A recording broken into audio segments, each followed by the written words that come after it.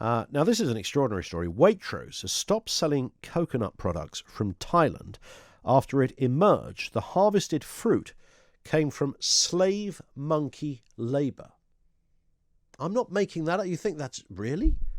Monkey labour? Yes. The supermarket chain has vowed not to sell products made with animal labour following an investigation that showed that popular brands were exploiting primates. Animal rights organisation PETA Asia uncovered a number of Thai farms that were training monkeys to pick coconuts from trees, as well as sometimes forcing them to carry larger items, larger and heavier than their own weight. Let's speak to Dr. Carys Bennett, Senior Corporate Liaison at PETA. That's the People for Ethical Treatment of Animals for the uninitiated. Carys, afternoon to you. Hi Ian, good afternoon. Nice to have you with us. Sounds like a bad joke, but sadly this is very real.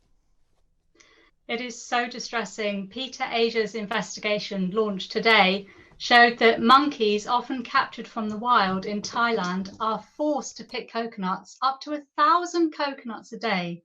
They're absolutely terrified. They're kept chained up, and these products are exported around the world, including to the UK. We know 2 brands are involved, RID and Chaco, and we've asked retailers to take action, and some of them have. Right. So they have. You're getting the kind of right responses. Just give us an idea then. I mean, how this is about coconut products predominantly. What sort of work are these monkeys being trained to do, and how many animals are involved, as far as you know? Well, these monkeys are pig-tailed macaques. As I said, they are often captured from the wild, and they are trained how to pick coconuts. This isn't a natural behaviour. This species would forage on the ground for fruits that have fallen down from trees. And they spend about 3 months being trained using cruel methods. And then they're forced to pick coconuts all day long. It's enormously stressful for them. They are chained up. They have a tight metal collar around their neck, and that's attached to a leash. Wow. They're also kept in isolation. I mean, they're primates just like us. They're sociable. They need to be with others. But they're used as coconut picking machines. It's so distressing. And I would imagine that when they've come to the end of their use, that it's probably not a great picture for them going forward. I mean, are we? Is this commonplace? I mean, is this kind of convention in this part of Thailand? The investigators visited 13 locations in Thailand, but when speaking to farmers who work there, they revealed that it is common throughout the country. So it's really important for people to avoid these 2 brands, Chaco and RID, but also consider when you're buying any type of product like coconut milk, coconut oil, coconut cream, whether it comes from Thailand.